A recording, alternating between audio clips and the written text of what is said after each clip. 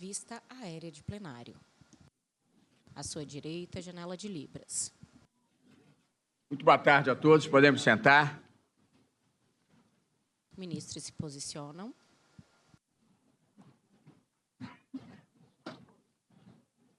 Declaro aberta a sessão solene destinada à posse do presidente e do vice-presidente do Supremo Tribunal Federal e do Conselho Nacional de Justiça.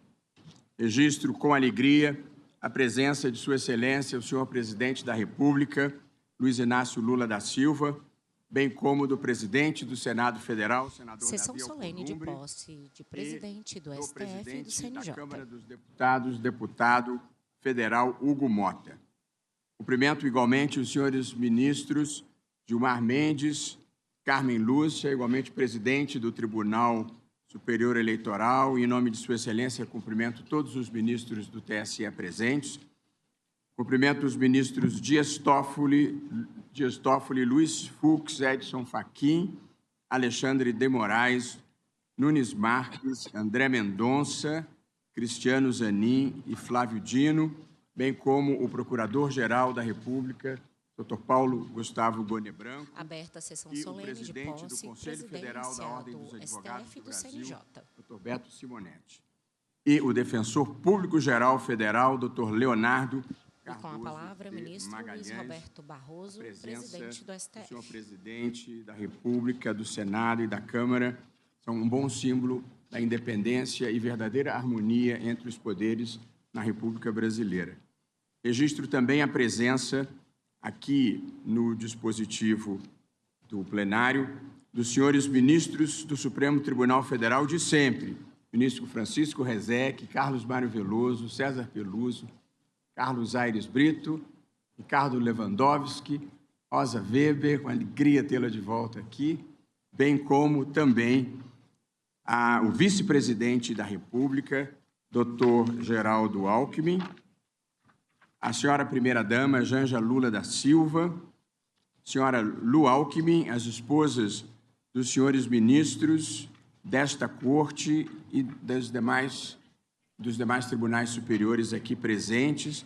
Registro a presença sempre honrosa para todos nós do ex-presidente José Sarney, do presidente do Superior Tribunal de Justiça, ministro Herman Benjamin, do presidente em exercício do Superior Tribunal Militar, ministro Tenente Brigadeiro do Ar Francisco Camelo, presidente do Tribunal Superior do Trabalho, recém-empossado, ministro Luiz Felipe Vieira de Mello Filho, do Corregedor Nacional de Justiça, ministro Mauro Campbell Marques, do Advogado-Geral da União, ministro Jorge Messias, da vice-governadora do Distrito Federal, senhora Celina Leão, do governador do Rio Grande do Sul, senhor Eduardo Leite, do governador em exercício do Estado do Paraná, senhor Darcy Vista Piana. aérea dos governadores. Registro também, com muita alegria, a presença simbolicamente muito importante da presidente da Corte Interamericana de Direitos Humanos, senhora Nancy Hernández Lopes, do presidente do Tribunal de Justiça do Estado do Rio Grande do Sul, desembargador Alberto Delgado Neto, e a presidente do Tribunal de Justiça do Estado do Paraná, desembargadora Lídia Maegima, e do reitor da Universidade Federal do Paraná, professor doutor Marcos Suni. Convido todos os presentes para, em posição de respeito, ouvirmos o hino nacional, que será interpretado pelo coral Supremo Encanto, sob a regência do maestro Eldon Soares, acompanhados da pianista Edilene Cordeiro.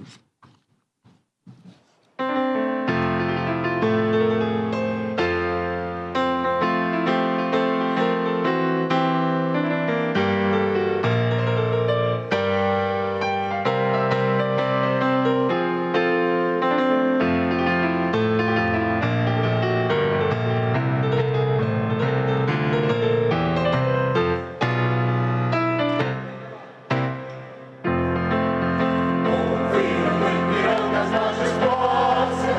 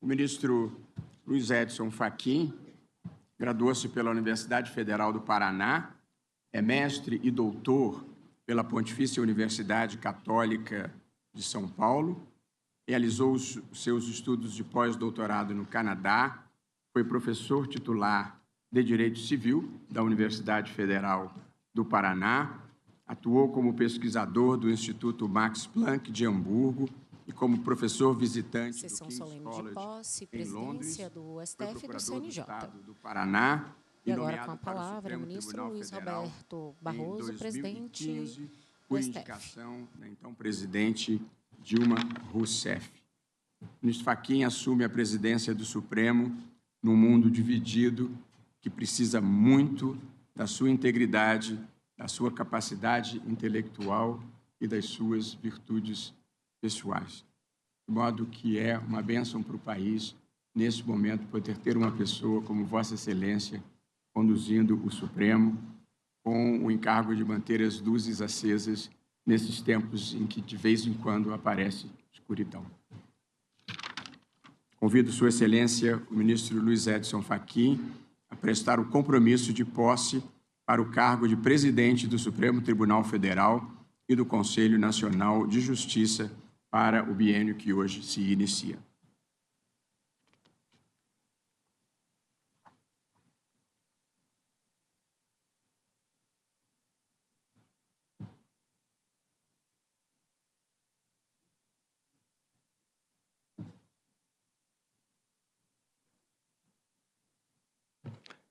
Termo de compromisso. Prometo bem e fielmente cumprir os deveres do cargo de presidente do Supremo Tribunal Federal e do Conselho Nacional de Justiça, em conformidade com a Constituição e as leis da República. A senhora diretora-geral da Secretaria do Tribunal fará a leitura do termo de posse.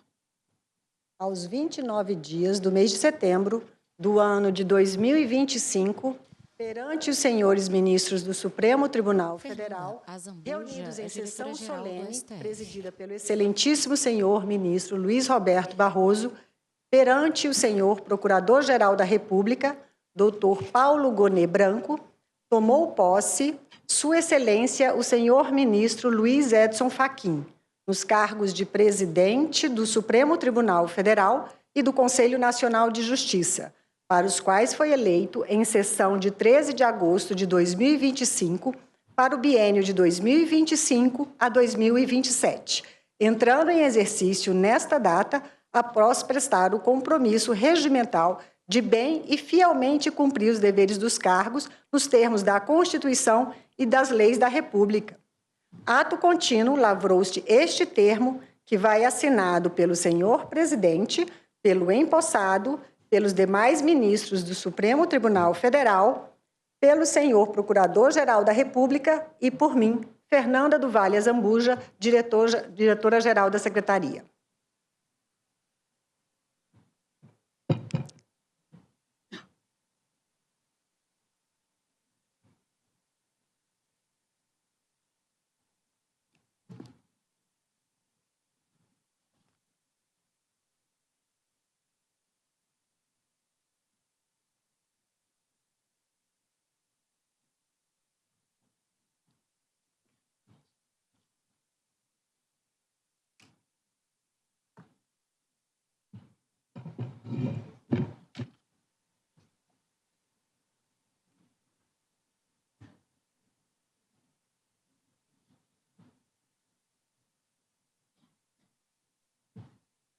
Declaro empossado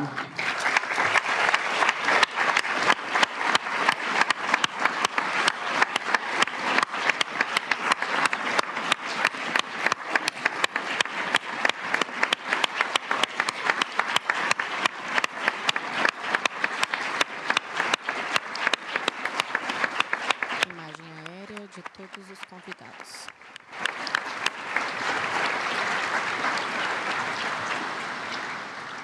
Declaro empossado no cargo de presidente do Supremo Tribunal Federal e do Conselho Nacional de Justiça o eminente ministro Edson Fachin.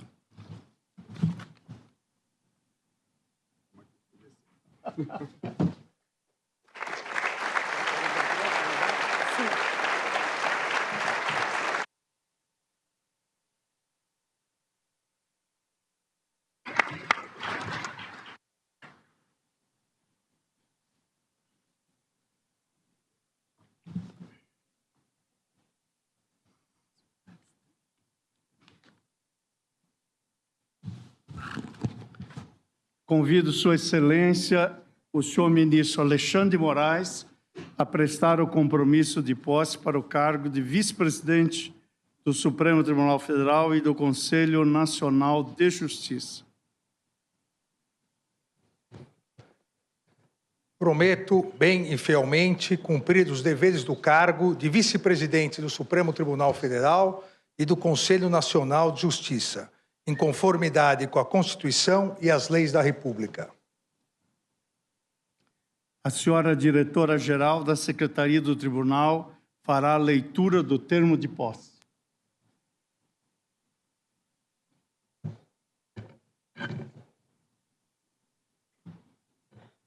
Aos 29 dias do mês de setembro do ano de 2025, perante os senhores ministros do Supremo Tribunal Federal, reunidos em sessão solene, presidida pelo excelentíssimo senhor ministro Luiz Edson Fachin, presente o senhor Procurador-Geral da República, doutor Paulo Gonet Branco, tomou posse Sua Excelência, o senhor ministro Alexandre de Moraes, nos cargos de vice-presidente do Supremo Tribunal Federal e do Conselho Nacional de Justiça, para os quais foi eleito em sessão de 13 de agosto de 2025, para o biênio de 2025 e 2027, entrando em exercício nesta data, após prestar o compromisso regimental de bem e fielmente cumprir os deveres dos cargos nos termos da Constituição e das leis da República.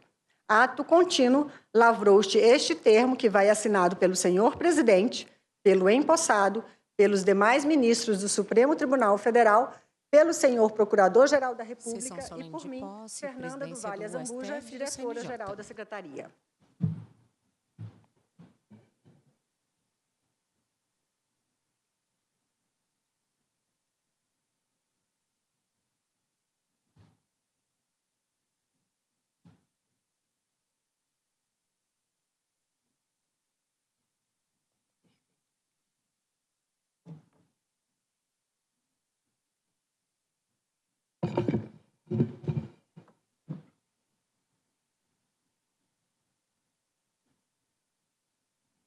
Alexandre de Moraes faz assinatura em... Declaro empossado no cargo de vice-presidente do Supremo Tribunal Federal e do Conselho Nacional de Justiça o eminente ministro Alexandre de Moraes.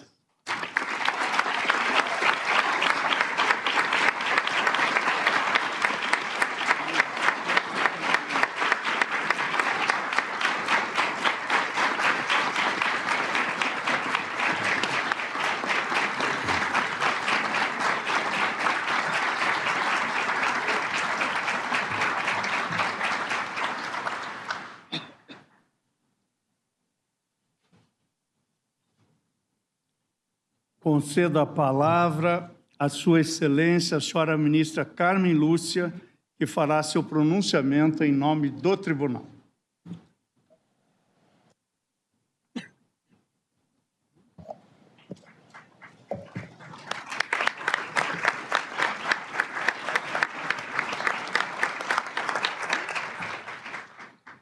Excelentíssimo senhor presidente da República Federativa do Brasil, Luiz Inácio Lula da Silva, Carmen Lúcia, na pessoa de quem ministra do cumprimenta STF. as autoridades do Poder Executivo aqui presentes.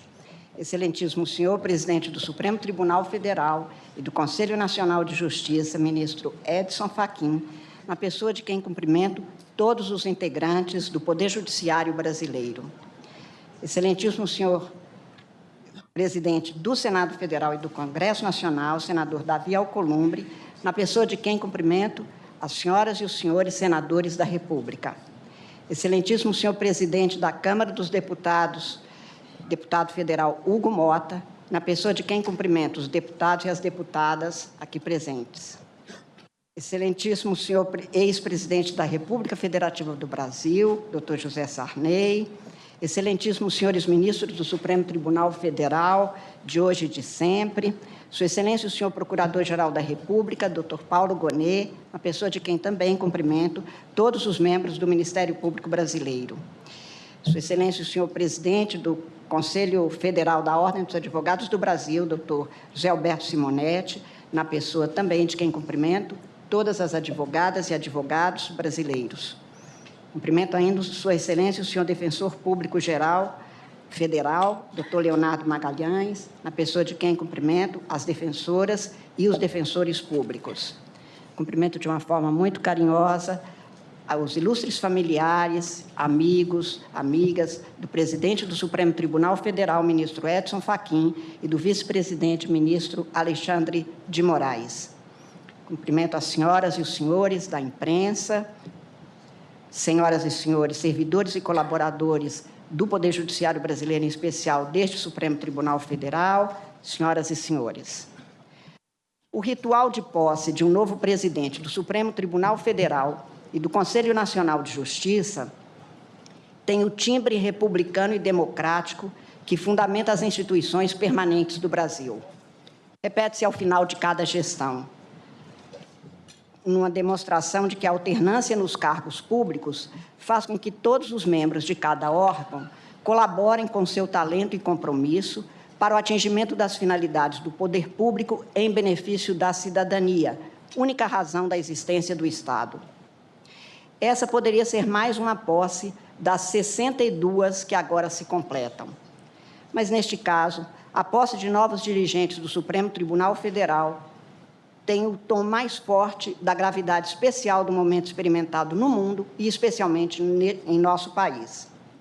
Este Supremo Tribunal Federal tem a função específica de guardar a Constituição e, com ela, guardar-se e resguardar-se, em última instância no direito, a ordem jurídica a prevalecer na democracia do Brasil. A singular seriedade de que se reveste essa posse está em que a mudança de titularidade dos cargos de presidente e de vice-presidente sinaliza a permanência e os rigores observados por essa Casa.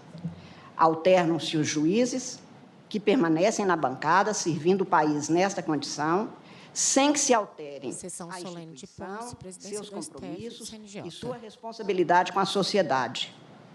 A sinalização do equilíbrio pela constância e apego às normas e aos processos de direito adquire relevo e demonstração de apreço pela institucionalidade posta na Constituição da República, a demonstrar com esse gesto que este Supremo Tribunal Federal mantém-se íntegro em sua conformação e coeso, conquanto plural, em sua atuação.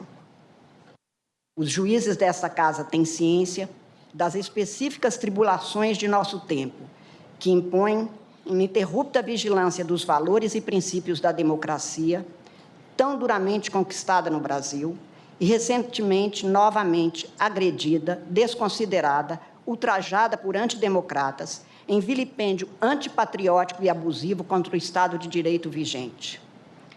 A ditadura é o pecado mortal da política. Nela se extinguem as liberdades, violentam-se as instituições, introduz-se o medo e define-se o preço vil da covardia nas mentes e nos comportamentos, esvaziando-se a cidadania de seus ideais de igualdade e justiça para todas as pessoas. O ambiente democrático é o único que permite florescerem liberdades e frutificarem igualdades. A discórdia e a desavença são venenos fermentados pelas ditaduras.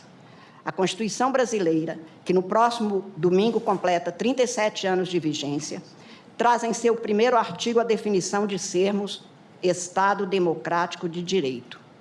Atentar contra a democracia é violentar esta Constituição, desrespeitar a cidadania que a conquistou, enfraquecer o Estado de direito que a assegura, martirizando outra vez o passado e os que lutaram pelos direitos que hoje podemos usufruir, frustrando ainda os ideais de um futuro mais humanitário e pacífico.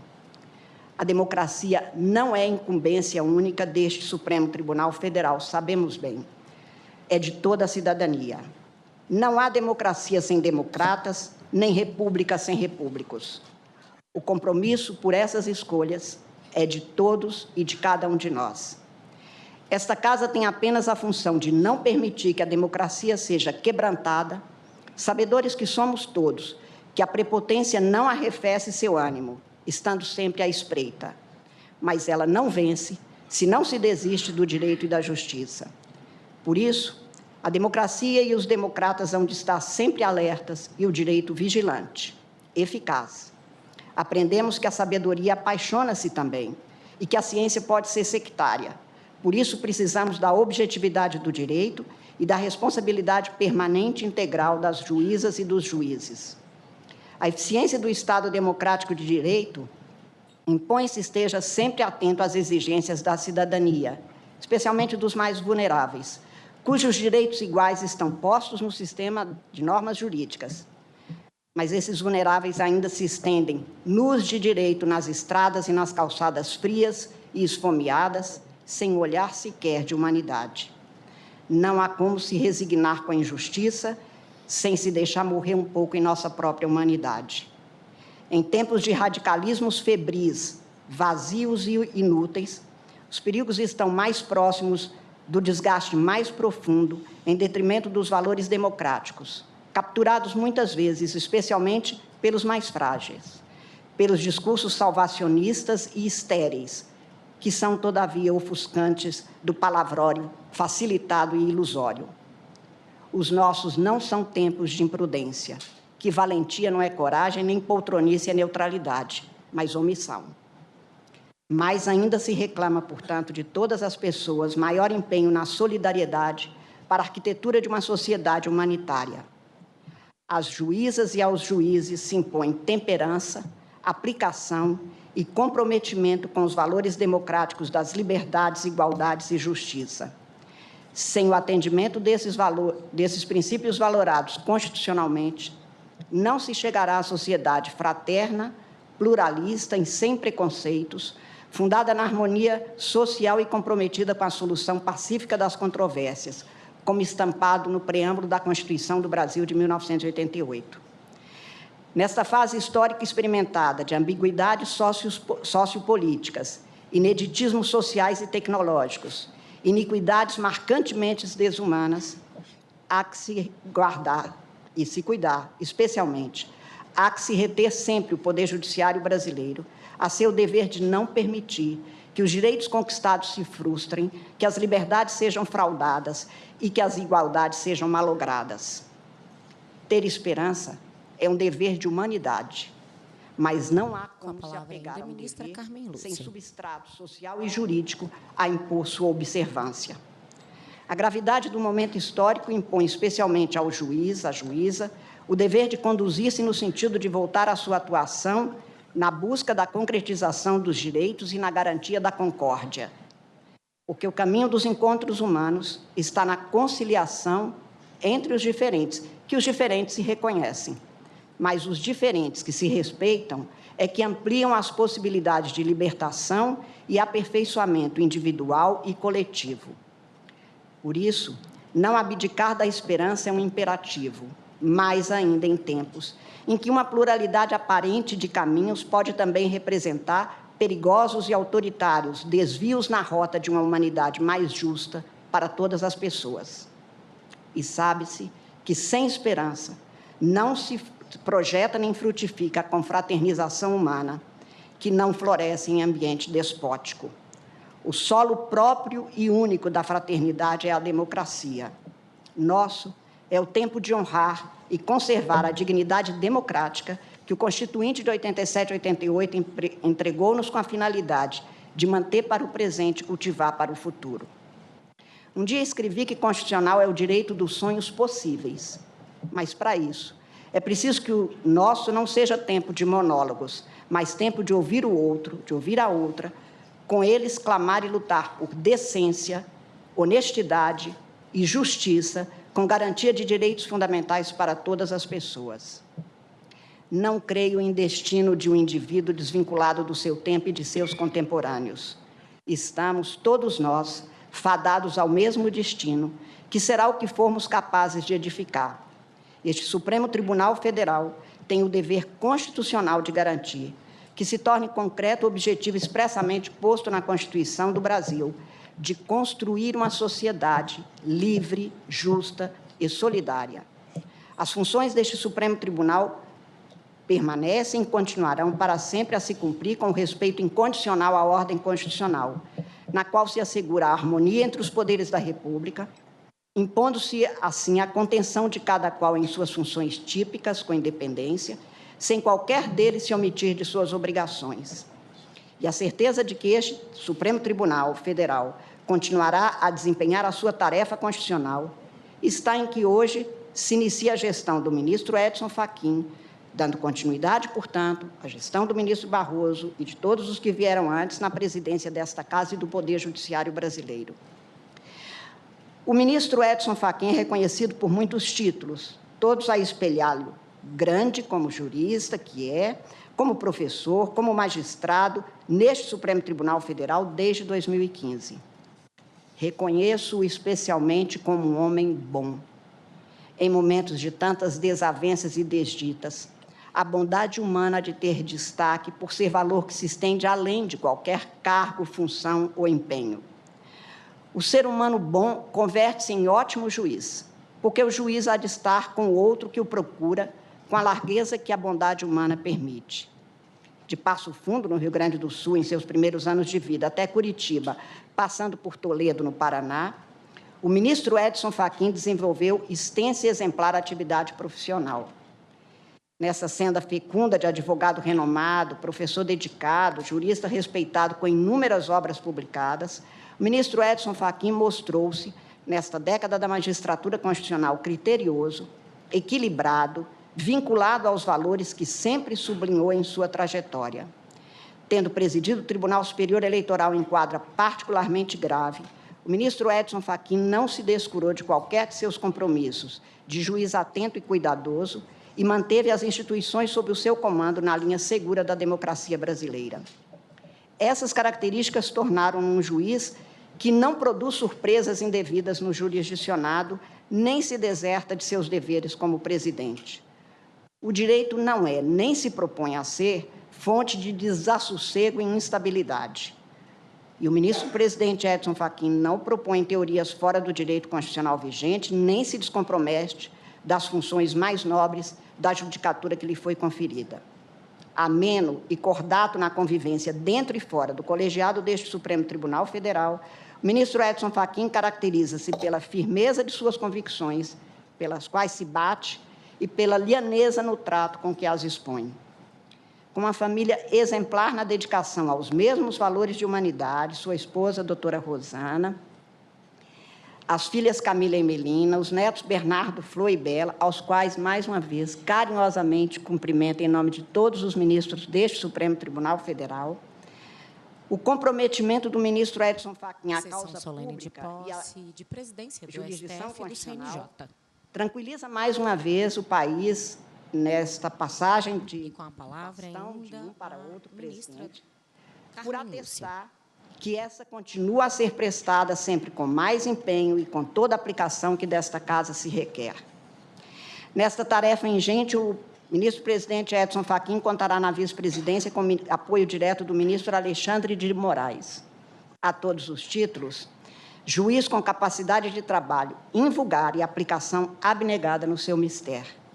Com larga experiência administrativa em cargos de secretário de Estado de São Paulo, de ministro de Estado da Justiça, tendo passado pelos quadros do Ministério Público daquela unidade federada, advogado, professor, jurista, com obras publicadas e reiteradamente reeditadas, o ministro Alexandre de Moraes chegou a este Supremo Tribunal Federal em momento muito tormentoso e se esmerou em manter a linha atenta e cuidadosa do ministro a quem sucedeu e que honrou, o saudoso ministro Teori Zavascki, com o mesmo ritmo intenso de trabalho e de dedicação.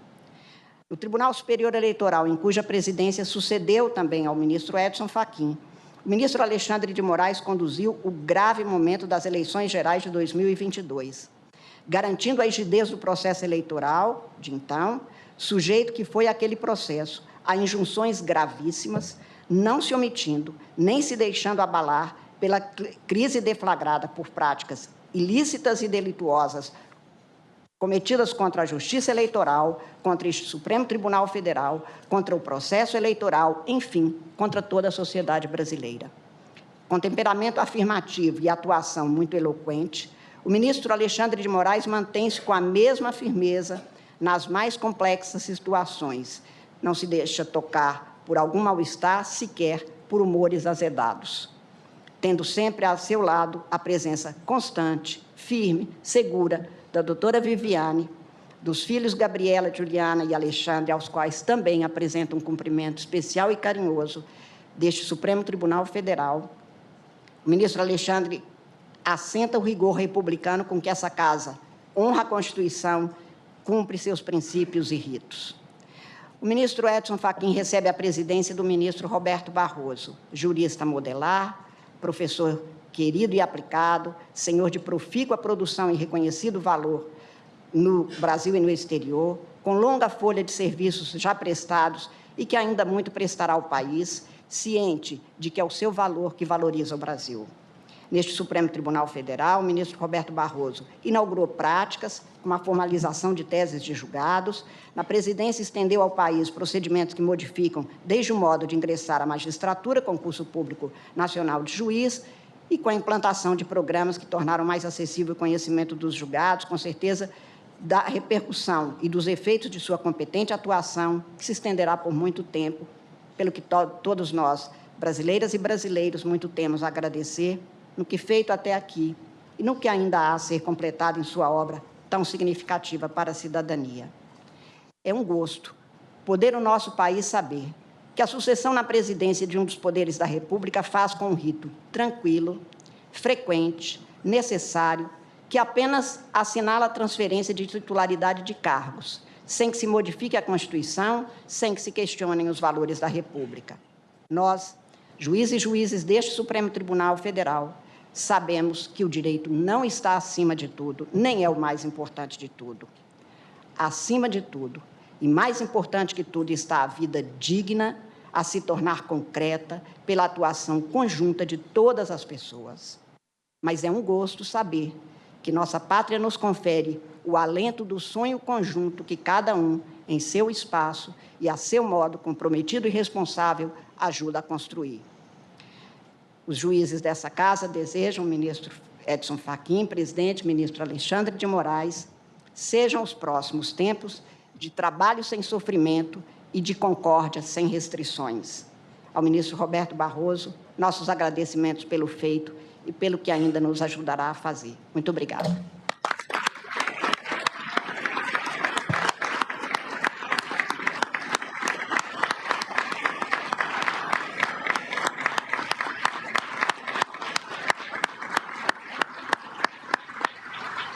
Vista aérea do plenário. Conceda a palavra à Sua Excelência, o senhor Procurador-Geral da República, doutor Paulo Gustavo Cone Branco, que fará seu pronunciamento em nome do Ministério Público. Excelentíssimo senhor Presidente da República Federativa do Brasil, Luiz Inácio Lula da Silva, excelentíssimo senhor Presidente do Supremo Tribunal Federal, do Conselho Nacional de Justiça, ministro Edson Fachin, Excelentíssimo senhor presidente do Congresso Nacional e do Senado Federal, senador Davi Alcolumbre,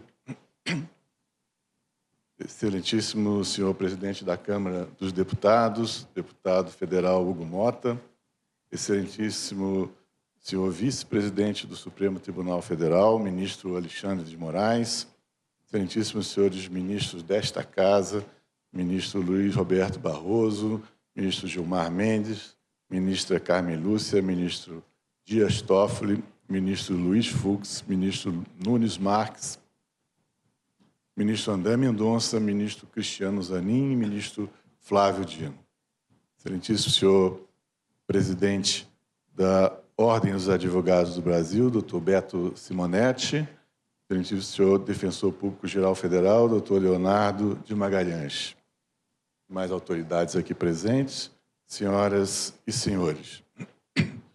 O Supremo Tribunal Federal se engalana nesta tarde para dar as boas-vindas ao ministro Edson Fachin como presidente e ao ministro Alexandre de Moraes como vice-presidente do Supremo Tribunal Federal pelos próximos 2 anos. A solenidade acontece com fartas razões de justificado otimismo republicano, dados os predicados animosos que iluminam os nomes dos novos dirigentes máximos do Poder Judiciário Nacional. Talvez, neste instante de festejo, o observador mais atento terá notado que a cerimônia se desenvolve sob o signo da sobriedade. A sobriedade é, de certo, um apanágio insigne da postura do novo presidente do Supremo Tribunal Federal, ministro Edson Fachin. Essa sobriedade é perfeitamente condizente com a elegância que o distingue nas várias expressões do seu modo de ser. Elegância que se exprime no refinamento do seu pensar, no pontual encontro com os que o procuram, na gentil atenção que dispensa a todos os interlocutores, na abertura franca e desataviada ao exame das considerações que lhes são dirigidas nos diálogos, tanto acadêmicos quanto dos colegiados profissionais que integra. A elegância moral e intelectual se nota invariavelmente na forma afável com que abranda as tensões dos que dele se aproximam, apaziguando-os quanto à sua boa disposição para ouvir com aplicação serena e ânimo paciente. A elegância do presidente Edson Fachin é perceptível e mesmerizante, sobremaneira ao se servir da palavra escrita ou oral, sempre no encontro feliz da palavra justa e com o esmero da frase exata e cativa. Os dons linguísticos que prodigaliza servem ao brilho da ideia esclarecedora e ao poder persuasivo do pensamento bem arranjado.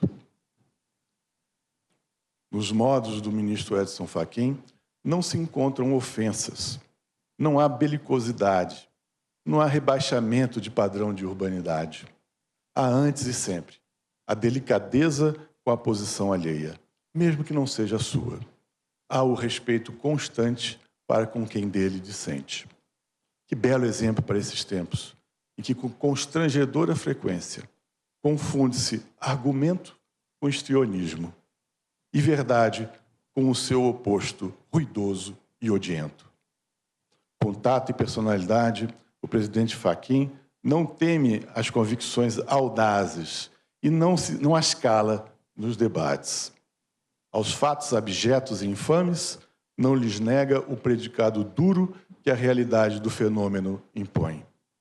A discordância, porém, não é causa para a inimizade, não torna quem dissente um contendor a abater. Nos seus pouco mais de 10 anos neste tribunal, combateu com bravura tudo o que ofende o dever de respeito pela dignidade de todos e de cada ser humano. O ministro Edson Fachin foi exímio defensor da liberdade religiosa, dos interesses elementares dos povos indígenas, sobretudo os mais isolados e de recente contato. Bateu-se aberta e constantemente pela igualdade étnico-racial. Defendeu ser imprescritível o crime de injúria racial. Em outra ocasião, sem contemporizar com discursos melífluos, afirmou, sem refugos retóricos, há racismo no Brasil. E advertiu, com a ênfase exigida pelo tema doloroso, é uma chaga infame que marca a interface entre o ontem e o amanhã. O ministro Edson Fachin sabe fincar na própria ordenação jurídica máxima do país a repulsa devida à indignidade da perseguição de minorias, movida por preconceitos de raça, orientação sexual ou identidade de gênero.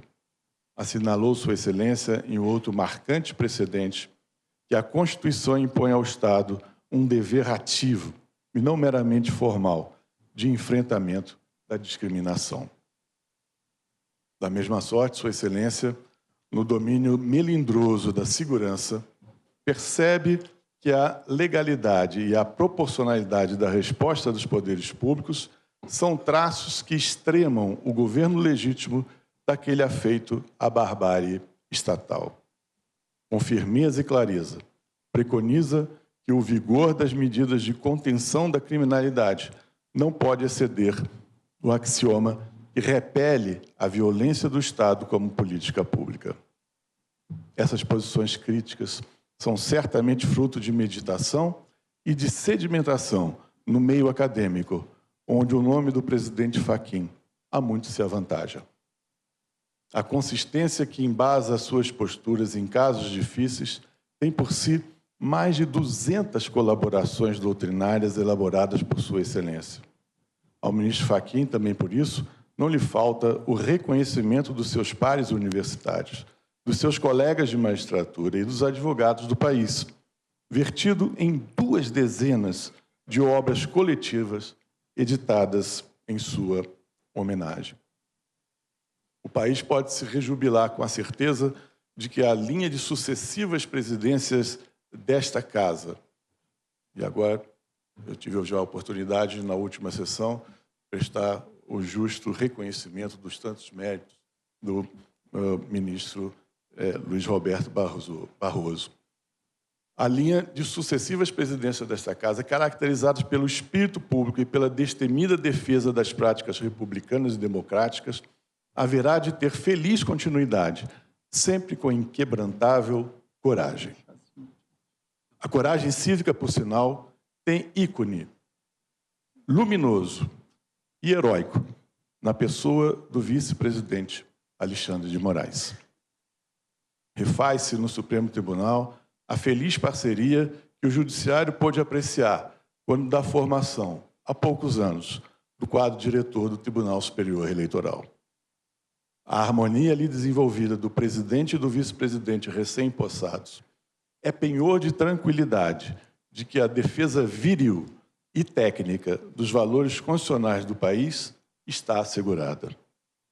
Ninguém no Brasil, nem mesmo os mais desacisados opositores, deixam de reconhecer a coragem do ministro Alexandre de Moraes no empenho por desenvolver eficazmente as competências do seu cargo. Ao somar o brio e a intrepidez, a sua notável e incansável disposição para o que é bom e justo, ao seu insuperável talento jurídico e a sua formidável inteligência aplicada para a causa pública, Sua Excelência está sempre a prestar serviço impagável à soberania, mesmo a enormes custos pessoais, tantas vezes, não obstante muito reais, inalcançáveis pela imaginação até dos que lhe são mais solidários. O Ministério Público Brasileiro só tem motivo para se alegrar neste momento e se reconfortar com a certeza de que os tempos próximos, com a direção do Supremo Tribunal Federal, agora inaugurada, hão de ser muito propícios. Muito obrigado.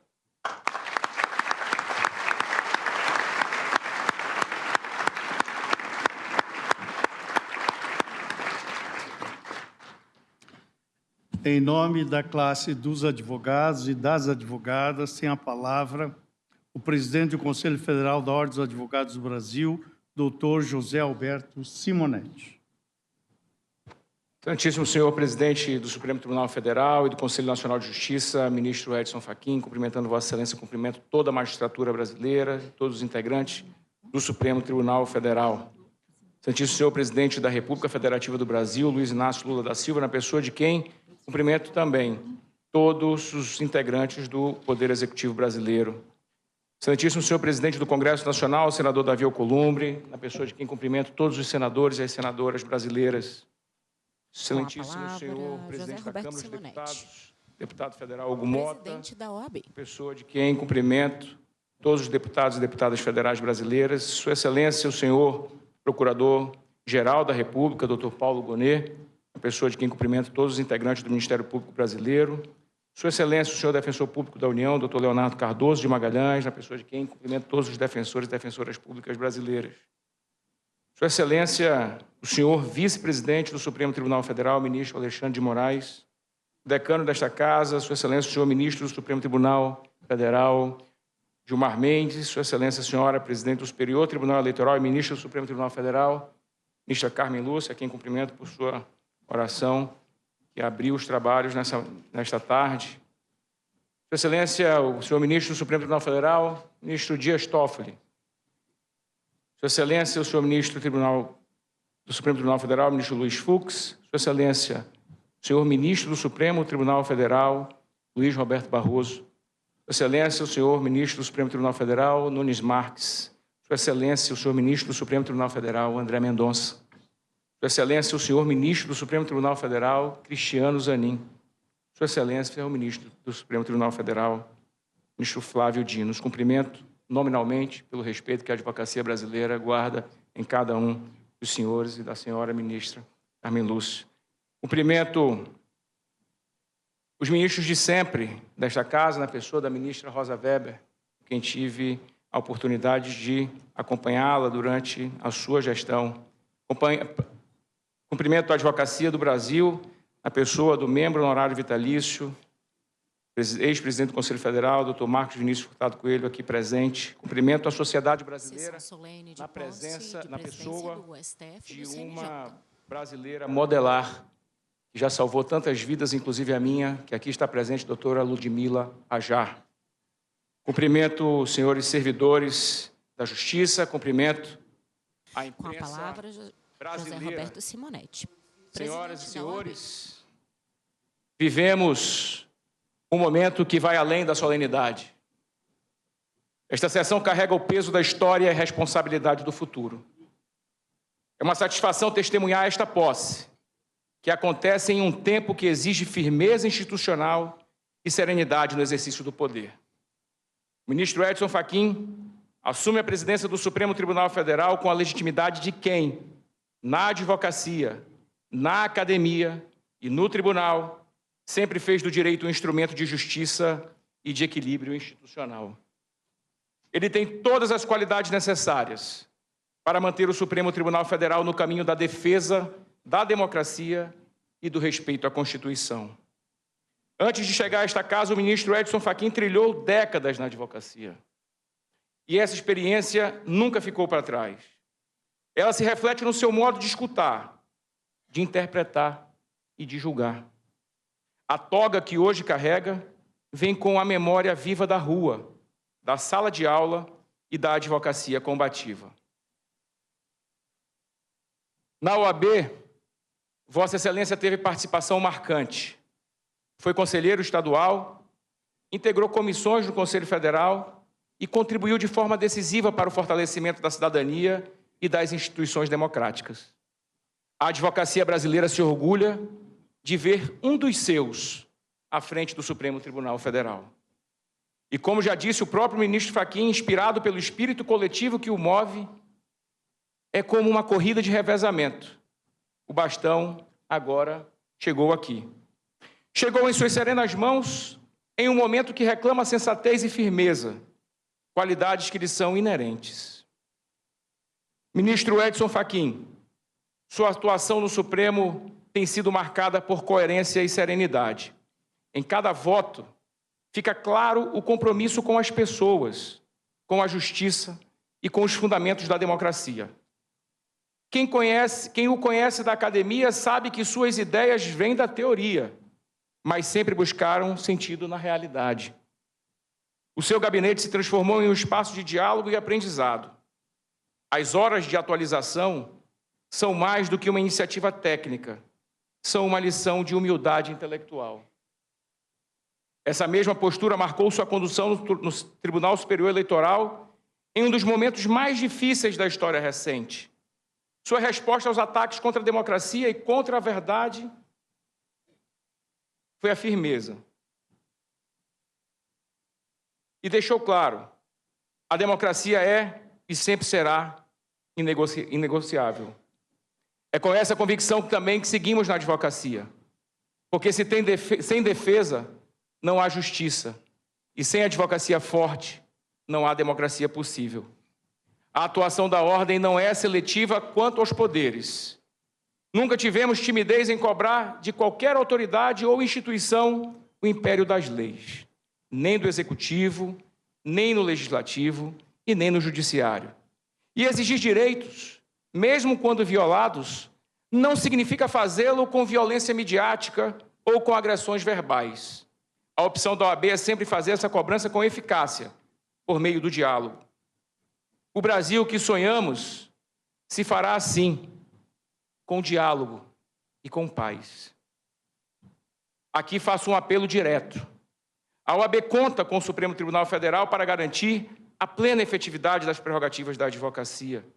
O respeito à advocacia significa alinhamento com o texto constitucional que, em seu artigo 133, define a classe como indispensável à administração da justiça.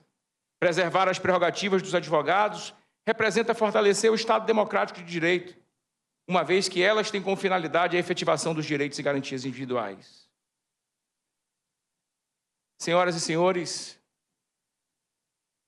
é urgente reafirmar a soberania jurídica do país. Sanções aplicadas por países estrangeiros ferem direitos e violam a autonomia das instituições brasileiras, sobretudo quando atingem a advocacia, seja ela pública ou privada. A advocacia e a soberania de um país, refaço, a soberania de um país se mede pela força de suas instituições. E nenhuma instituição é forte se a democracia estiver em risco. Não há soberania sem democracia. Os senhores, a senhora, ministro Fachin, ministro Alexandre, assumem a gestão do Supremo em um cenário que mistura tensão e reconstrução. Mas este é também um momento de esperança. O tribunal que os senhores lideram será mais do que guardião da Constituição. Será guardião da confiança no futuro. A OAB se mantém à disposição do Supremo para contribuir com o alcance da necessária estabilidade institucional e de uma agenda comum que tenha o Brasil e os brasileiros como prioridade. Vivemos um momento de superar divisões e de concentrar esforços nos propósitos que nos unem como brasileiros. Ministro Alexandre de Moraes, receba também o nosso cumprimento. Receba também os nossos votos de que faça um bom trabalho como vice-presidente do Supremo Tribunal Federal. A sua história no direito é de quem conhece as agruras enfrentadas por quem batalha nos tribunais e nos fóruns pelo direito dos representados. É por isso que a cada vez que a ordem se dirige ao Supremo Tribunal, trazendo consigo as lutas de um colega, não faz em tom de lamentação, mas o faz por dever e missão de defender as nossas prerrogativas. E é importante que se diga e é importante que o Brasil ouça. Nossos pleitos têm sido ouvidos, nem sempre na extensão por nós almejada, mas isso não nos desencoraja.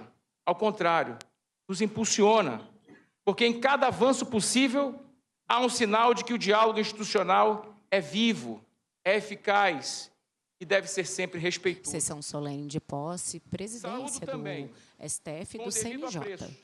À sua direita, janela de Libras. Luiz Roberto Barroso. que deixa a presidência do Supremo Tribunal Federal com um legado marcado por firmeza, diálogo e compromisso institucional.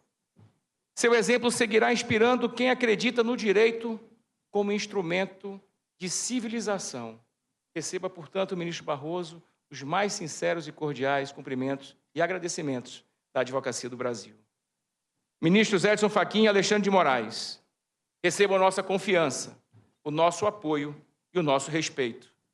Que a gestão hoje iniciada seja feita de pontes e não de muros, de escutas e não de ruídos, de justiça e não de silêncio.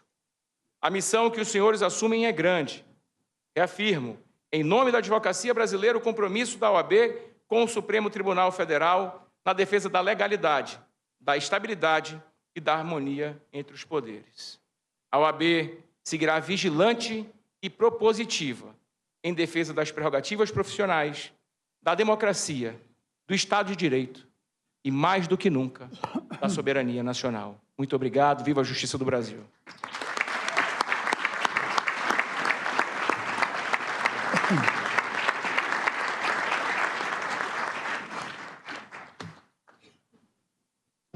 Excelentíssimos senhores, presidente da República, com a palavra, ministro Edson Fachin, presidente do STF. Presidente do Senado Federal e do Congresso Nacional, senador Davi Alcolumbre, presidente da Câmara dos Deputados, vista aérea do plenário.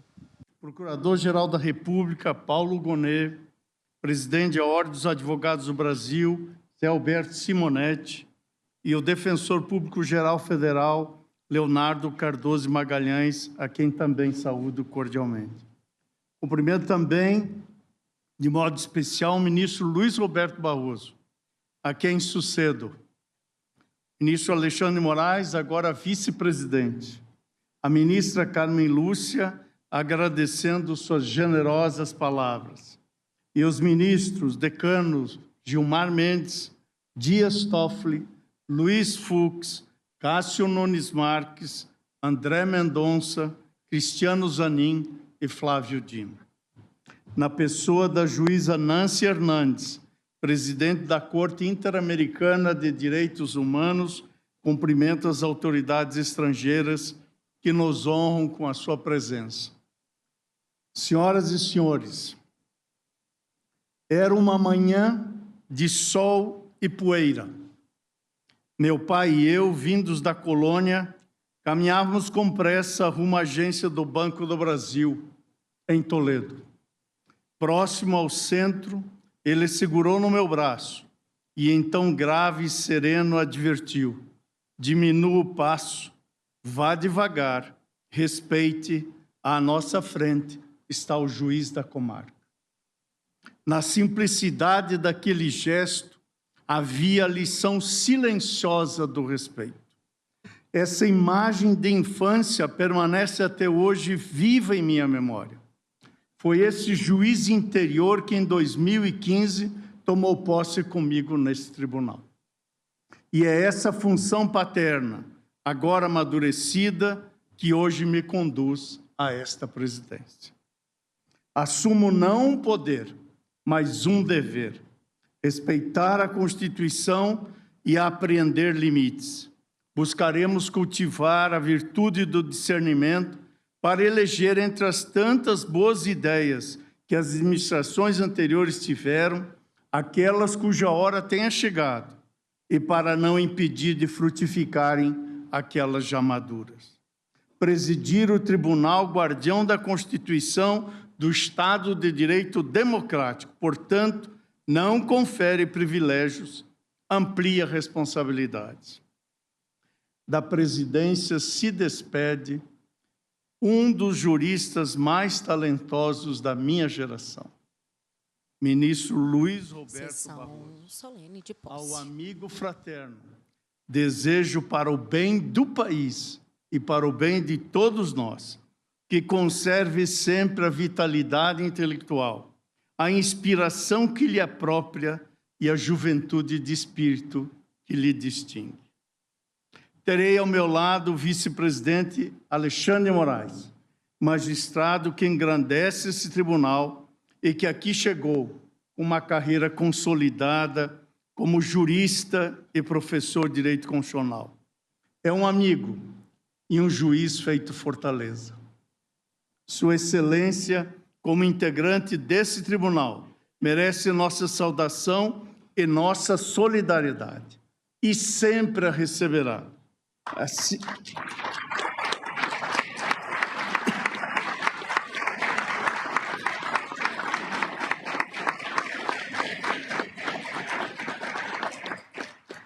E sempre a receberá, como assim o faremos em desagravo a cada membro desse colegiado, a cada juiz ou juíza deste país, em defesa justa do exercício autônomo e independente da magistratura. Estou certo de que o tribunal que integro e que passo a presidir não falta à Constituição, nem deslustra sua tradição. Com serenidade, empenhar-me-ei na preservação dos valores que moldam a identidade do Supremo Tribunal Federal. Impende voltar-se ao básico. Queremos racionalidade, diálogo e discernimento. Nossa matéria de ser empírica e verificável. Antes mesmo dos direitos e das garantias, temos deveres a cumprir. A dinâmica que enlaça tradição e movimento projeta mudanças sem assodamentos, senda na qual caminharemos.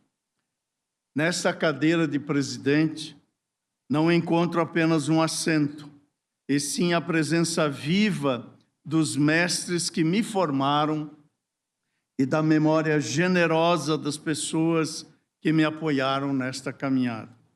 Uma fé moldou a minha história.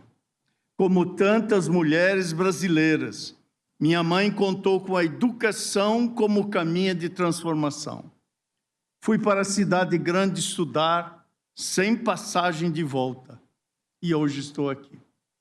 Da escola rural, em que recebi das mãos de minha própria mãe as primeiras letras ao me alfabetizar, guardo o melhor da minha formação, a fidúcia e o compromisso.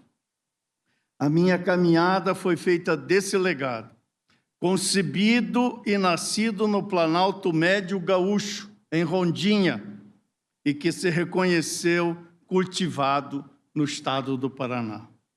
Ingressei numa grande e histórica universidade pública, a Universidade do Mate, única chance para fazer um curso universitário. Ainda estudante da Universidade Federal do Paraná, não me fiz indiferente ao que pulsa até hoje no prédio histórico de 1912. A terra das araucárias me acolheu por adoção e lá, de 1972, herdamos a histórica Declaração de Curitiba pela restauração da democracia.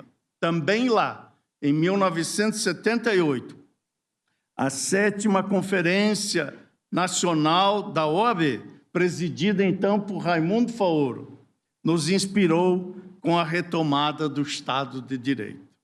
A uri das salas de aula, que a pátria deve ser uma mãe simbólica que tece para seus filhos um laço de identidade coletiva, sem exclusões nem discriminações. É uma árvore frondosa cujo tronco se funda nas diversas e fecundas raízes de nossas bases culturais. Por isso, o Estado e a sociedade devem ser democráticos e republicanos. Aprendi ainda mais nas salas de aula, com o desassombro e os embates de pessoas como o professor paranaense José Rodrigues Vieira Neto, catedrático de Direito Civil da Faculdade de Direito da Universidade Federal do Paraná, que defenderam a democracia e os direitos fundamentais. E é pela obra deles e de tantos que a nossa geração vive sob o regime democrático. Seguimos também a lição de Dalmo Dallari, que, como sabemos, foi sequestrado e espancado às vésperas da visita de João Paulo II em 1980, e ainda assim se fez presente para falar ao Papa. Ele chegou numa ambulância e em cadeira de rodas para proclamar a carta aos Romanos e disse: é com o coração que se crê para alcançar a justiça. Tinha razões para tanto o professor Dalmo. A fé antecede as instituições. E digo isso não necessariamente no sentido religioso, mas sim na perspectiva da ciência política. A mensagem é simples: só há autoridade verdadeira quando há uma confiança coletiva no que é justo. A determinação de Dallaire foi testemunho de que, mesmo antes das instituições, existe a crença que as materializa. Não se trata apenas de excluir razões que não sejam as da lei, mas de querer que não haja outra razão senão a lei. STF e do CNJ. Sou de uma geração que carregou o sonho de um país melhor. Não há poder maior que esse. É ele que amalgamou a Constituinte de 1988. Essa virtude, dar crédito antes mesmo de ver, precedeu nossas conquistas republicanas e democráticas. Não é menor a importância da russoniana virtude de quem acredita na ética republicana e na força do trabalho, com igualdade de oportunidade e de recursos, e que, por isso mesmo, rejeita as facilidades, rejeita os favores, rejeita a astúcia para burlar normas de conduta, como também rejeita a censura, a violência e a truculência. A Constituição de 1988 nasceu dessa resistência cívica, e antes dela havia a chama da esperança. Ela informou o texto constitucional, ela continua acesa, e nós vamos mantê-la assim. Senhoras e senhores, renovo hoje nosso juramento e assumo a presidência com esse mesmo alento, com respeito e deferência ao dissenso e à diferença. Realçando a colegialidade, aqui venho a fim de fomentar estabilidade institucional. O país precisa de previsibilidade nas relações jurídicas e confiança entre os poderes. O tribunal tem o dever de garantir a ordem constitucional com equilíbrio. Hoje é o dia de reafirmar compromissos. É mandatório respeitar as leis e as instituições. Contudo, é verdade que as pessoas precisam querer e ter razões para confiar no sistema de justiça. Impende ter confiança e consciência nas condições históricas que o presente traduz. Por isso, é tempo de realimentar os elementos fundantes da estrutura do Estado brasileiro e, com isso, reforçar os princípios que informam a democracia na República. O nosso compromisso é com a Constituição. E me permito repetir: ao direito o que é do direito, à política o que é da política. A espacialidade da política é delimitada pela Constituição. A separação dos poderes não autoriza nenhum deles a atuar segundo objetivos que se distanciem do bem comum. O genuíno Estado de Direito conduz à democracia, o governo das leis, e não o governo da violência. Eis o imperativo democrático capaz de zurzir o autoritarismo. Sofre o judiciário os efeitos reflexos do cenário mundial de disputas pela hegemonia global entre nações e corporações econômicas com largos efeitos sobre nosso país. O Brasil, assim como grande parte das nações, sabe a uma conjuntura econômica desafiadora, marcada por variáveis interdependentes que extrapolam o campo estritamente econômico e repercutem também nas esferas sociais, políticas e judiciais. Jamais deixaremos de dialogar com os poderes e com a sociedade, sem exclusões nem discriminações. Constituirá diretamente a atribuição desta presidência a condução da conversação e do relacionamento institucional, especialmente os diálogos republicanos entre os poderes, Nada obstante, eu farei em caráter integrado e participativo.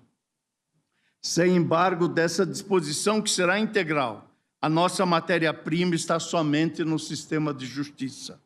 Nossas diretrizes, por isso mesmo, vertem preocupações e estratégias operacionais específicas, a exemplo da inovação tecnológica, da inclusão e da transparência institucional, e com o fortalecimento da justiça de base, reforçando a confiança da população no judiciário.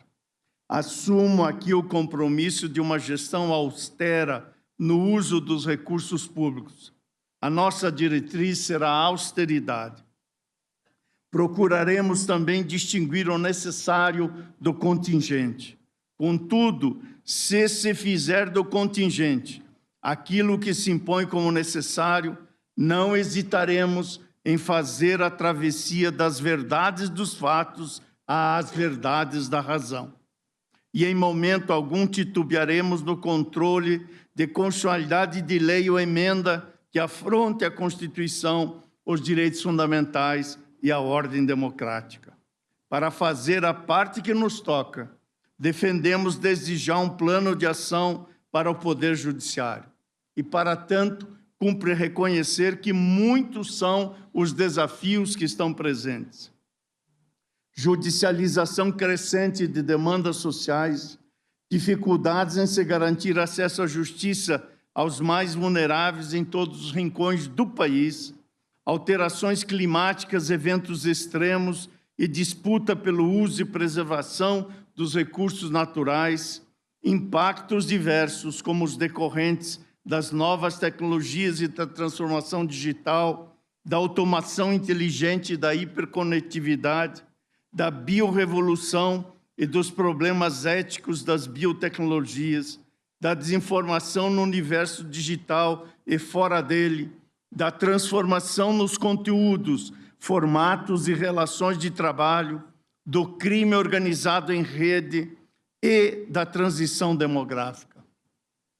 E tudo isso em um ambiente internacional em forte transformação, marcado por crescentes tensões geopolíticas e dominado pela incerteza. Para enfrentá-los, deve o Poder Judiciário manter a missão de ser acessível, íntegro, ágil e efetivo para a garantia do Estado de Direito democrático e promoção de direitos por meio do respeito à Constituição. Serão nossos valores nessa jornada os direitos humanos e fundamentais, a segurança jurídica, a transparência, bem como a sustentabilidade, a integridade e a ética. E ainda, eficiência, efetividade, diversidade e equidade, cooperação, valorização das pessoas, os sujeitos humanos, que são seres de carne e osso, com acessibilidade e inclusão. Mais especificamente, nesse biênio, a gestão será guiada em seus objetivos estratégicos, metas e indicadores por compromissos claros vincados pelos direitos humanos e fundamentais, quais sejam segurança jurídica como base da confiança pública, sustentabilidade como dever intergeracional, diversidade, igualdade e respeito à pluralidade, transformação digital para aproximar a justiça do povo e a permear tudo mais colegialidade na pauta, porquanto a força desta Corte está no colegiado. A obrigação é aplicar a Constituição com atenção prioritária àqueles que são historicamente esquecidos, silenciados ou discriminados. Isso exige promover acesso à justiça, à diversidade, à paridade e ao respeito à alteridade. A confiabilidade de uma promessa de um futuro melhor depende também que ele seja possível. Precisamos estar atentos para entender como diferentes formas de desigualdade e discriminação não atuam isoladamente, mas se cruzam e se reforçam mutuamente na vida das pessoas. Para enorme número de pessoas negras nesse país, essa, no entanto, é sequer uma possibilidade. A grande força contida na Constituição se firma pelo exemplo delas. Preservaram sua fé, não a da resignação, mas sim aquela que funda a resistência. Essa é uma herança viva que nos ensinou a sobreviver ao inominável e acreditar que a liberdade e a igualdade real ainda são possíveis. Assegurar a igualdade e enfrentar a discriminação racial passa também pela proteção das terras e das expressões culturais e modos de vida. Realço ainda em nossa gestão o compromisso com a plena liberdade de imprensa e a liberdade de pensamento e de expressão. Princípios devem se converter em ações concretas. Para isso, cumpre também fortalecer o ambiente institucional do Supremo Tribunal Federal, por meio de iniciativas estruturadas de valorização e bem-estar dos servidores. Introduziremos novos mecanismos aptos a propiciarem mais estreito diálogo entre conhecimento e experiência, entre teoria e prática, pavimentando caminhos entre o Poder Judiciário e a academia. Para tanto, endereçaremos nossos esforços na instalação de um centro de estudos constitucionais. Desde já, com essa finalidade, a presidência passa a contar com uma específica assessoria acadêmica. Também fomentaremos a institucionalização digital da transparência como plataforma de acesso a dados, antes de levarmos a efeito e, ao mesmo tempo, levando a efeito projetos voltados para as relações institucionais com atenção prioritária aos países da América Latina. Publicidade e acessibilidade à informação precisam andar juntas. Vamos incrementar essas diretrizes, adotar critérios públicos com dados e relatórios mediante uma matriz de relevância da pauta. A pauta é da instituição e não apenas da presidência. Desse modo, a presidência se orientará por uma agenda de julgamentos construída de forma colegiada, que privilegia as ações em que a Corte reafirme seu compromisso com os direitos humanos e fundamentais. Nossa comunicação, prosseguindo os passos da gestão que tenho a honra de suceder, se dará por meio da linguagem cidadã, promovendo transparência, proximidade com a sociedade e credibilidade institucional, valendo-nos das ferramentas que colorem as possibilidades criativas da arte e da cultura. Para tanto, criaremos uma rede nacional de comunicação do Poder Judiciário. Há também para todo o Poder Judiciário brasileiro um grave desafio. Cumpre vigiar o cupim da República, como denominou Ulisses Guimarães, porquanto devem os gestores e titulares das funções públicas em geral, do Judiciário, do Legislativo e do Executivo, portanto, de todos os poderes, resistir aos apelos de Circe, que mesmeriza e distorce o espírito republicano.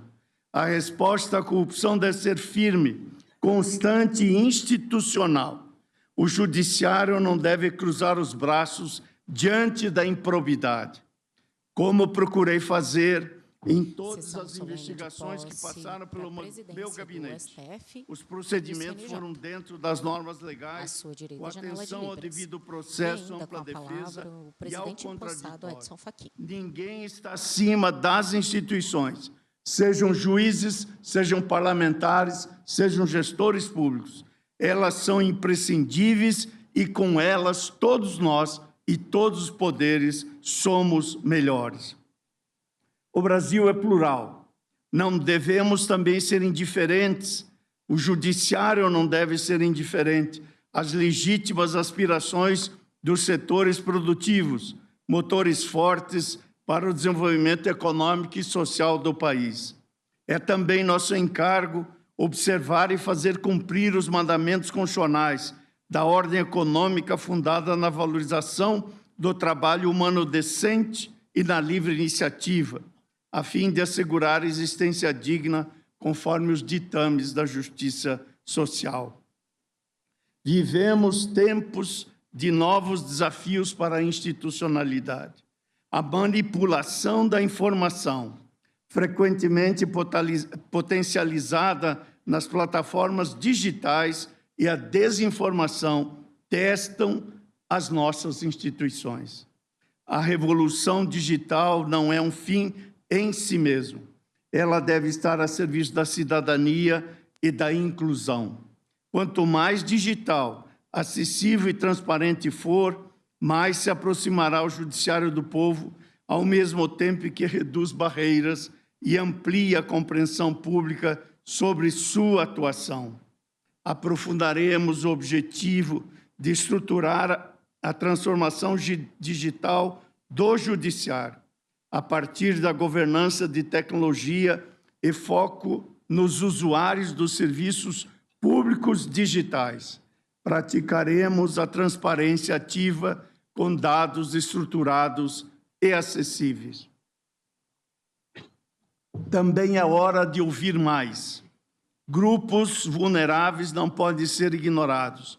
A escuta é um dever da justiça e com a garantia do espaço de autodeterminação das origens plurais das pessoas, povos e comunidades em igual dignidade. O século XXI amanheceu doente. A natureza nos interpela e reclama seus direitos. A justiça socioambiental tem um grande débito a saldar com a crise climática, pois a Constituição de 88 consagrou a proteção ecológica como encargo do Estado e da sociedade. Por isso, não há justiça sem compromisso ambiental. Às comunidades indígenas são endereçadas as proteções constitucionais e seus direitos originários às terras tradicionais. E no âmbito e no limite de nossas atribuições, estaremos atentos aos correlatos deveres de um tribunal constitucional nesse tema, a fim de que a Constituição seja efetivada para assegurar esse direito que compreende respeito integral às suas culturas, línguas e crenças e formas próprias de organização. Diversos objetivos estratégicos também nos guiarão no Conselho Nacional de Justiça. Aqui também voltaremos ao básico. Vamos realçar o perfil de controle administrativo do Conselho Nacional de Justiça e seu propósito de promover políticas públicas judiciárias à luz de sua atividade e fim. A partir de uma institucionalidade responsável, insere-se o CNJ como órgão central na atuação administrativa e financeira do Poder Judiciário, competindo-lhe prevenir, detectar e corrigir condutas potencialmente desviantes e desenvolver mecanismos de atenção aos riscos de integridade, bem como atuar com transparência sobremaneira ativa na interação entre os diversos ramos do setor público e privado. Dadas essas premissas, cumpre avançar e dar um passo a mais. Porquanto se torna oportuna a criação de um observatório de integridade e transparência, que possa dar conta de reunir, analisar e agir com presteza em favor da legitimidade do Poder Judiciário brasileiro. Impende também não só manter, como aprofundar o enfrentamento da hiperlitigiosidade e da morosidade processual. Partiremos da meta já bem estruturada na gestão do ministro Luiz Roberto Barroso quanto à redução da litigiosidade com enfoque inicial em previdência, execução fiscal e maior uso de precedentes.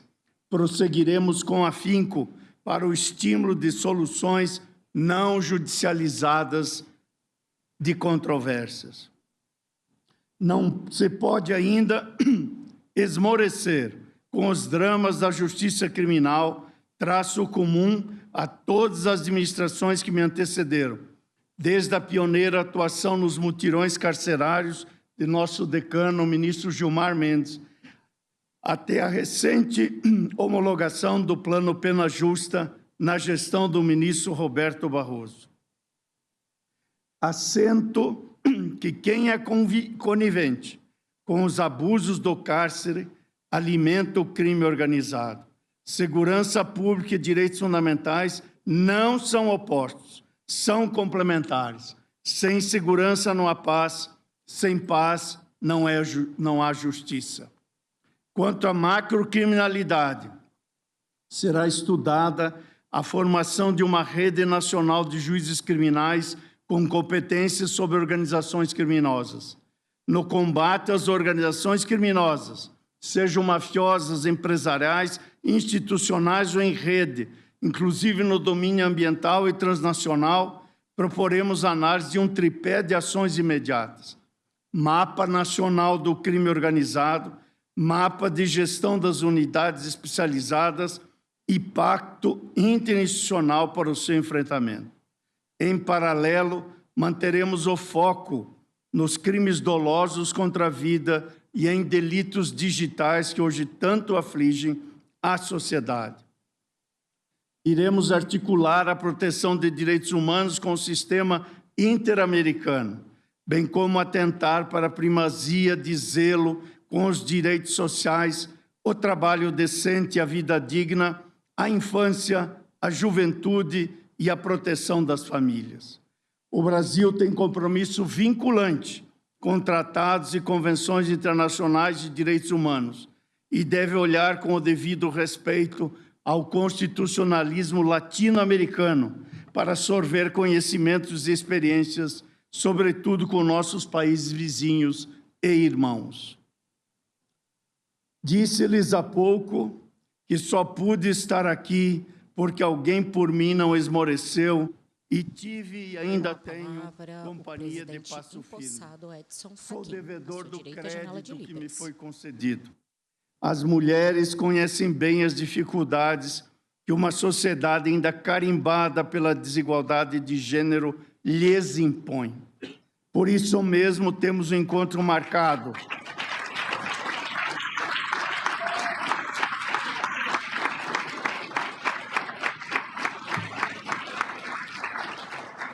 Minhas cordas vocais também agradecem a pausa dos aplausos.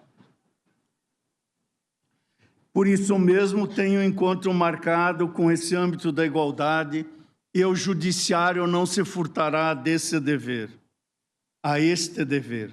Em nossa gestão no CERN sempre estará a infância, porque acreditamos, como sempre acreditou, o saudoso juiz Edinaldo César Santos Júnior, que no melhor interesse das crianças, observá-las como prioridade absoluta e essencial e, no Brasil, uma missão constitucional.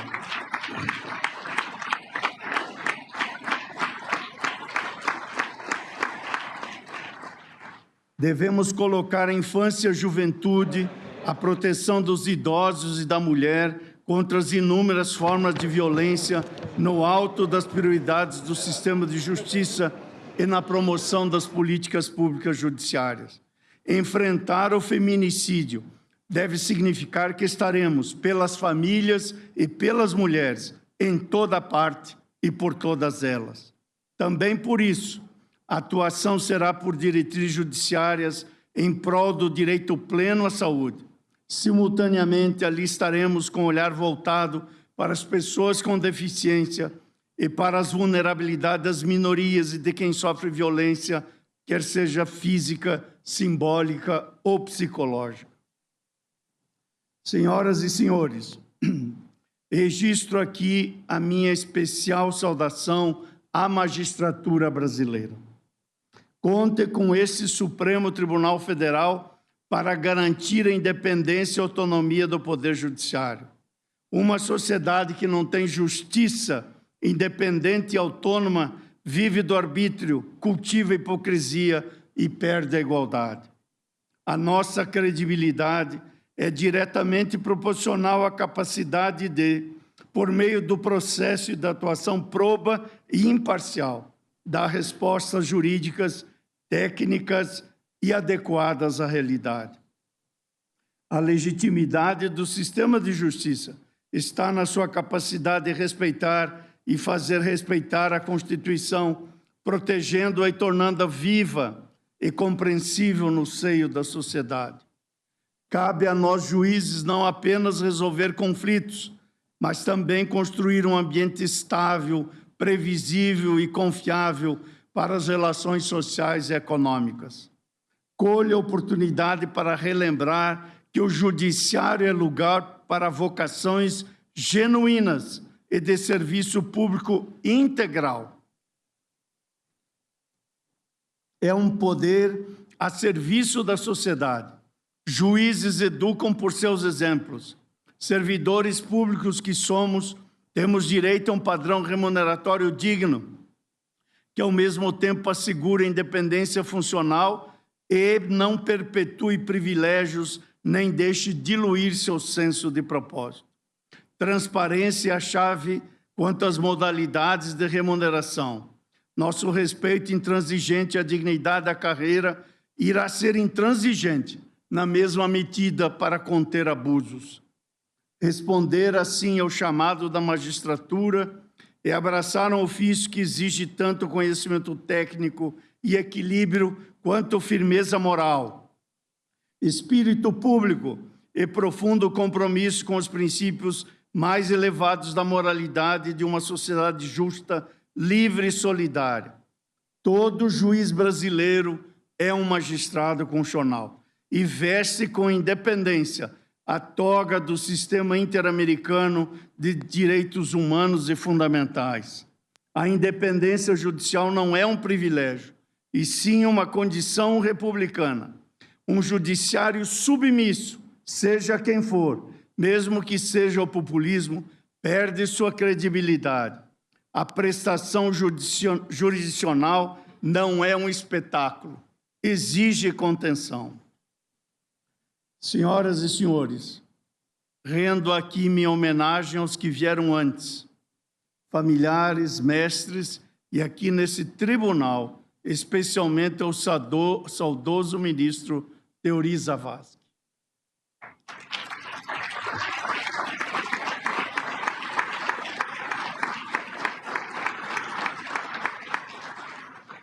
Uma homenagem especial realço à ministra Rosa Weber,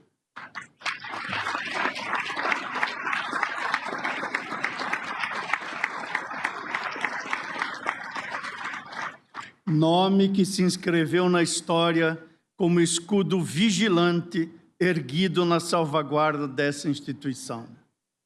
Agradeço aos meus colegas de tribunal, ministra Carmen e colegas ministros, e eu faço enternecido com esses mais de 10 anos de convivência e aprendizado. A todos os meus colegas, minha gratidão genuína. E aos ministros de ontem, de hoje e de sempre, aqui presentes de modo especial, um gesto de sinceras graças. Agradeço também a servidores e os servidores deste tribunal e do Conselho Nacional de Justiça. E, como não poderia deixar de ser, agradeço aos servidores de nosso gabinete, que estão ouvindo isso e sabem que terão um serviço redobrado a partir de hoje à noite. Senhoras e senhores, não alimento a ilusão de que seremos capazes, no átimo de nossas vidas, resolver todos os dilemas que nos assolam. Nossa expectativa é bem simples. Mesmo no dissenso, até mesmo no conflito, almejamos conviver sem renunciar à paz.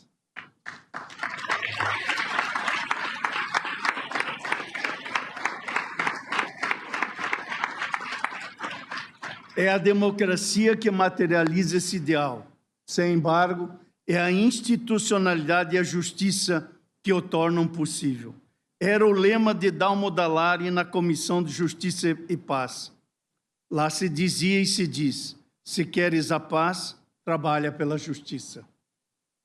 A justiça no Brasil hoje Somos mais de 18 mil juízes, selecionados em sua imensa maioria por rígidas provas de concurso público. Por influência da família ou por determinação própria, são brasileiras e brasileiros que acreditaram nos estudos e sonharam em contribuir com o futuro do país. Cada uma dessas pessoas guarda em seu percurso a memória de suas raízes, honra a ancestralidade e constrói o seu projeto de vida e se autodetermina, entregando-se a esse chamado da justiça. Creiam, onde estiver no Brasil, um juiz ou uma juíza, considere-me ali, ao seu lado, em defesa de suas garantias e funções. Não estarão só. Assumo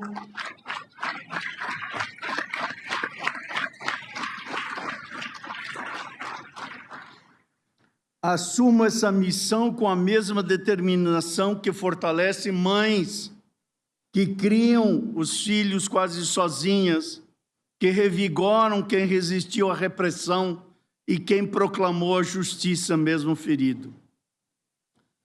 Eles acreditaram, seus filhos ainda acreditam que este país pode ser melhor e mais justo, e eu também creio. Estamos preparados. Não nos falta tenacidade e propósito. Nossa gestão carrega com todas as forças a esperança de que manteremos o contrato fundado pela Constituição, desde o preâmbulo, para proteger os direitos sociais e individuais, a liberdade e a segurança, o bem-estar, o desenvolvimento, a igualdade e a justiça numa sociedade fraterna, plural e sem preconceitos. Agradeço em especial a minha família. Gratidão é pouco e não diz tudo o que se inscreve perene em meu coração.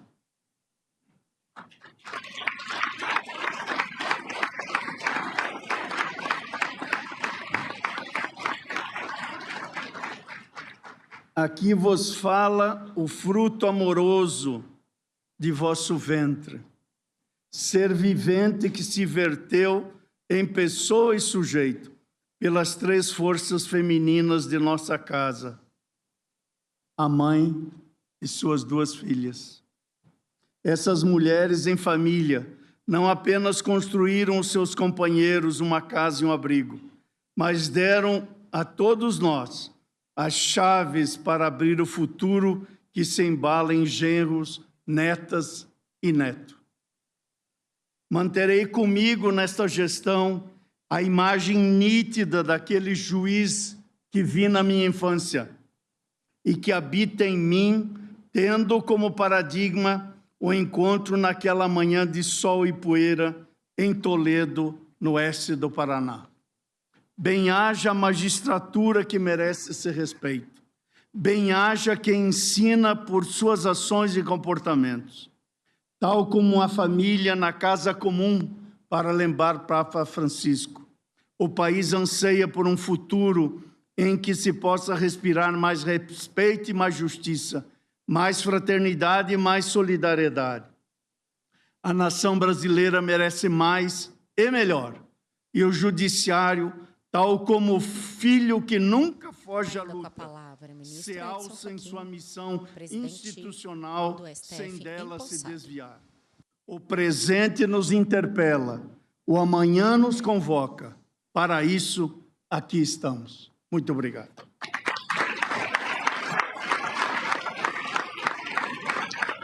Vista aérea de plenário, ministros e convidados aplaudem de pé.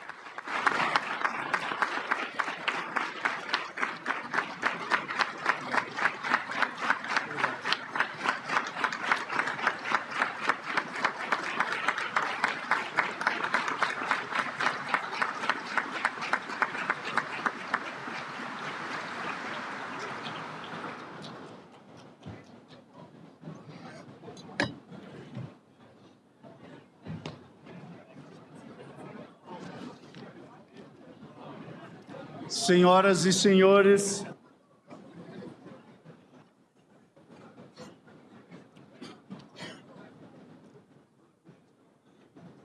como gesto de gratidão e lealdade, quero mais uma vez agradecer as honrosas presenças do excelentíssimo senhor presidente da República, Luiz Inácio Lula da Silva.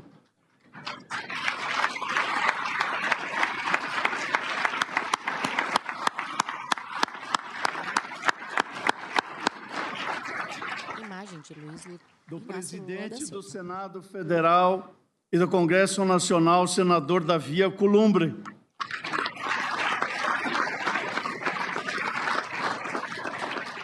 Em seu nome, cumprimento os parlamentares aqui presentes. Cumprimento também Sua Excelência, o presidente da Câmara dos Deputados, deputado federal Hugo Mota.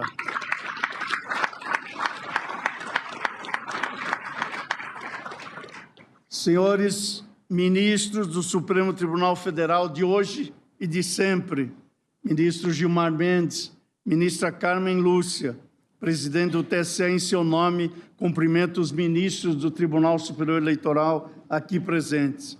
Ministro Dias Toffoli, ministro Luiz Fux, ministro Luiz Roberto Barroso, ministro Alexandre Moraes, vice-presidente, ministro Nunes Marques, ministro André Mendonça, ministro Cristiano Zanin e ministro Flávio Dino. Ministro Francisco Rezec, ministro Carlos Mário da Silva Veloso, ministro César Peluso, ministro Aires Brito, ministro Ricardo Lewandowski, ministro de Estado da Justiça e Segurança Pública, em seu nome, cumprimento os ministros de Estado aqui presentes. E ministra Rosa Weber, sempre presidente.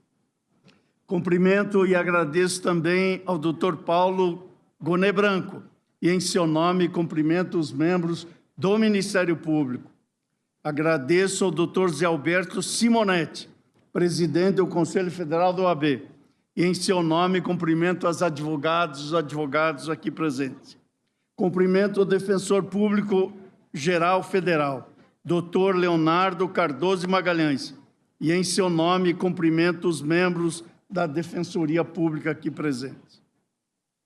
Também me permito registrar e cumprimentar o senhor vice-presidente da República, Dr. Geraldo Alckmin, as senhoras Janja Lula da Silva e Lu Alckmin, esposa dos senhores presidente e vice-presidente, e também, nesse momento, peço licença para, em vosso nome, cumprimentar as esposas dos senhores ministros dessa e de outras casas aqui presentes. Cumprimento o 31º presidente da República Federativa do Brasil, sempre presidente José Sarney.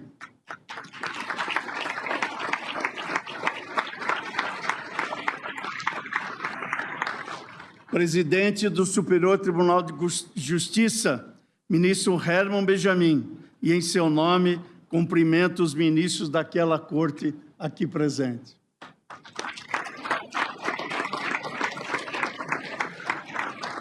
Presidente em exercício do Superior Tribunal Militar, ministro Tenente Brigadeiro do Ar, Francisco José Camelo, e em seu nome cumprimento os ministros daquela corte aqui presentes.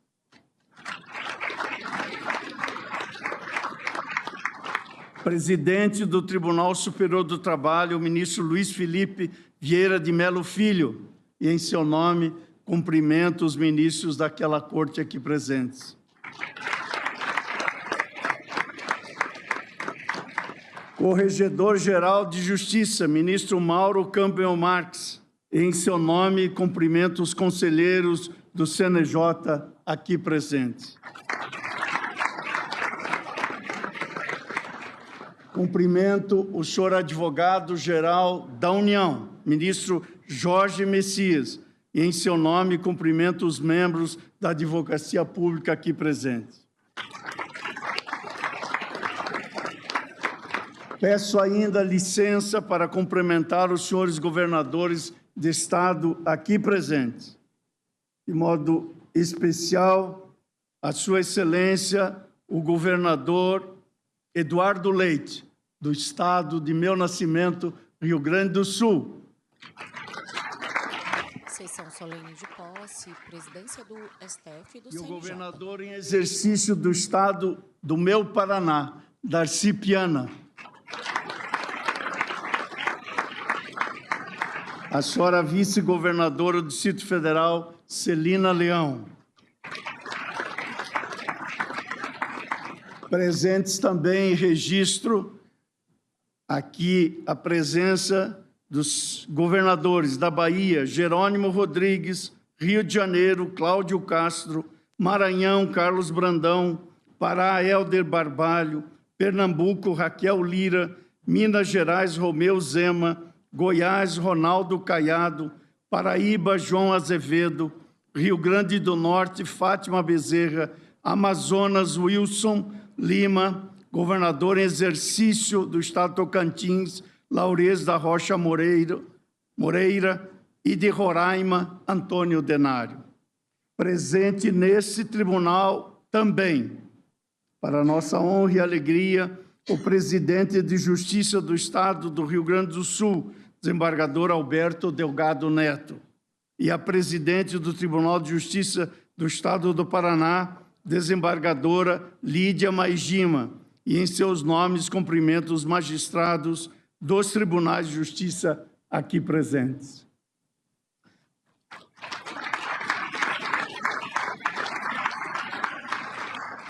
Meu cumprimento especial à senhora presidente da Corte Interamericana de Direitos Humanos, ministra Nancy Fernandes. Muito obrigado pela honrosa presença.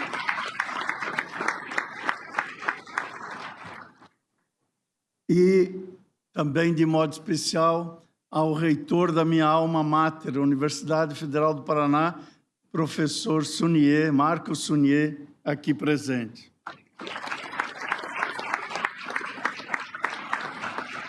Peço ainda licença para cumprimentar os magistrados dos tribunais regionais federais aqui presentes, em nome do presidente do Tribunal Regional Federal da Primeira Região, desembargador federal João Batista Gomes Moreira.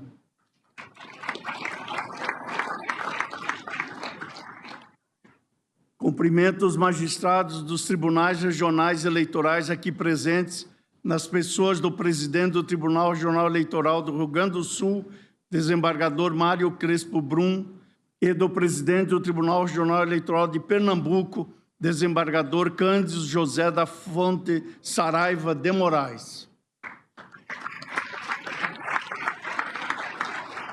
Em nome dos magistrados dos Tribunais Regionais do Trabalho aqui presentes, cumprimento o presidente do Tribunal Regional do Trabalho da 10ª Região, desembargador José Ribamar Oliveira Lima.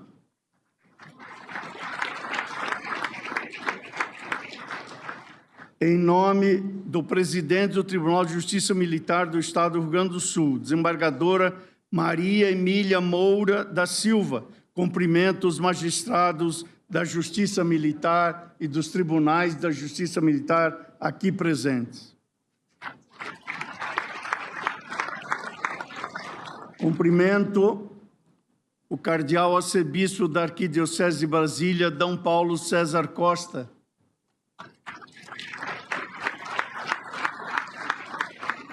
Como também cumprimento o cardeal da Amazônia, D. Leonardo Steiner, e em seus nomes cumprimento os clérigos aqui presentes. Cumprimento também o diretor representante da Federação das Associações Muçulmanas do Brasil, senhor Mohamed Sharanek. Faço um registro especial de agradecimento ao corpo diplomático da Embaixada da República da Argentina no Brasil, Guillermo Daniel Raimondi, da República do Chile, Sebastián de Paolo Cabreira, da Costa Rica no Brasil, Norman Lizano Ortiz, da República de El Salvador, Luiz Alberto Aparecido Bermudes, da República do Equador, Carlos Alberto Velastegui Calero, da República do Uruguai, Rodolfo Nin Novoa, encarregado de negócios da Embaixada da Colômbia no Brasil, senhor Leonardo Quinteiro, da Embaixada de Honduras, encarregado de negócios, Raul Edgardo Funes, e a encarregada de negócios da Embaixada do Paraguai, Laura Nunes. Cumprimento também o senhor Eládio Loizaga, presidente do Tribunal Permanente de Revisão do Mercosul. Cumprimento o presidente da Associação dos Magistrados Brasileiros, Dr. Frederico Mendes Júnior. Em nome de Vossa Excelência, cumprimento todos os presidentes e as presidentes e associações aqui presentes. Cumprimento os militares do 1º Regimento de Cavalaria de Guardas Dragões da Independência, comandados pelo Tenente Ricardo Antônio Alves Jacinto e Rafael Ribeiro Gonçalves dos Anjos. E, de modo especial, ao coro e ao maestro deste coro que encanta o Supremo Tribunal Federal, maestro Eudon Soares dos Santos, acompanhado da pianista Edilene Cordeiro, e em seus nomes todos os integrantes do Coral Supremo Encanto, familiares e amigos dos empossandos, professores, estudantes e estudiosos de direito, representantes e membros de associações e instituições religiosas, sociedade civil, profissionais da imprensa, servidores e colaboradores desta e de outras cortes, senhoras e senhores. Os discursos ora proferidos que honram o Poder Judiciário da Nação integrarão a história e os anais do Supremo Tribunal Federal. Solicito, estou aqui a cumprir as ordens do cerimonial. Solicito a todos que permaneçam em seus lugares até a saída dos senhores ministros do Supremo Tribunal Federal e das demais autoridades que compõem a mesa e os cancelos, bem como de seus familiares. O cerimonial orientará o deslocamento para o local dos cumprimentos. E, portanto, cumprida a sua finalidade, agradecendo a todos e a todas, declaro encerrada esta sessão solene. Encerrada a sessão solene. Deixa ele sair.